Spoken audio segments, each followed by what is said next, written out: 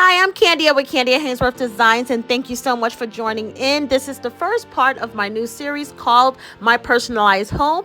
I hope you enjoy this series as well as join in on personalizing your home. Let's get started. So here's the area that I'm going to be working on today in my living room. I have a clock displayed in the corner, but underneath this clock is a bunch of holes because this area was once where I displayed all of my plate collection. And so once I remove the plate, if you take a closer look, you will see all of the holes from the plate rack mounts.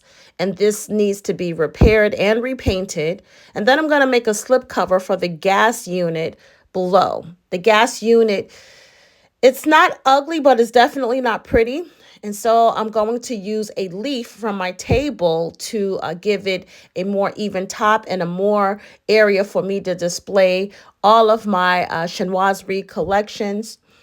And to make a slipcover, I'm going to be using some remnant fabric and two strips of the blue fabric here.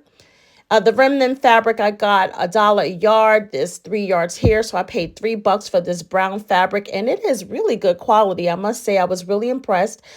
And I'm just going to be using a small amount of this blue leather fabric because this was expensive. I'm going to sketch the image out using some colored pencils.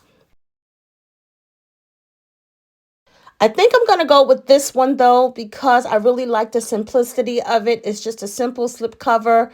I do want to add some trim at the bottom. I haven't decided what kind of trim I'm going to use, if it's going to be lace or embroidery tape. I also want to add some personalization too because why not? And of course, I love personalization. Okay, so we're in my dining room. I have the fabric laid out and I have to cut it for the sides, the front, the top, and I have to make this work because this is all that I have for this fabric.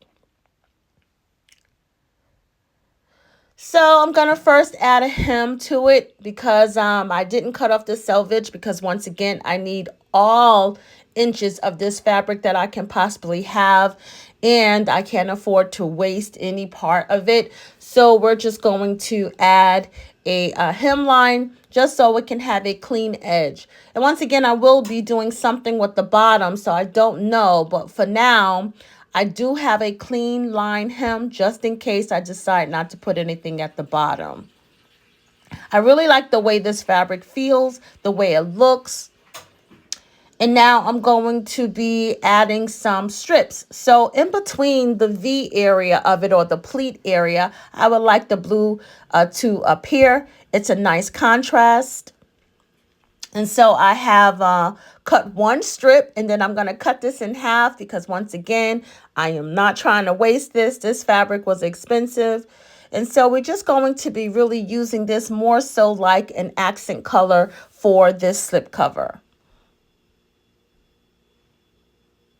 Okay, so I'm cutting it in half and I may have to cut it a little thinner because it does appear to be a bit wide, but I'm going to take my time with this. All right, and so I want to show you the contrast between the brown and the blue. These are the colors of my living room on top of the beige, but the brown and the blue really anchors my living room, especially the brown. So I really like the contrast and pairing these two fabrics together, especially with this different textures. All right, so I did just a dry run just to see how it would look. I haven't sewed anything, just kind of laid it on top of the area.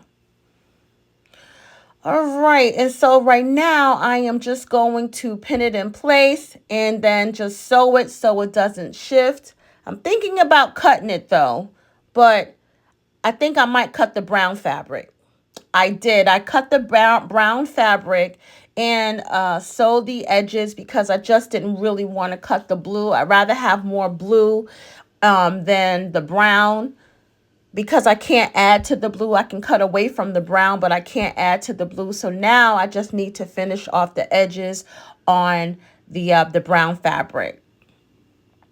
All right, but now we're going to do the embroidery. This is the fun part. You guys know I love the embroidery part of it. And it is just so nice to be doing something for myself, for my home. I am going to drench this this idea of embroidery. Okay, so we have finished the embroidery, and I really love the way it came out. And I love the hemline still. Haven't decided if I'm going to add something yet, but I do love the contrast. I'm considering this binding, this brown binding. I do have some vintage lace from 1983.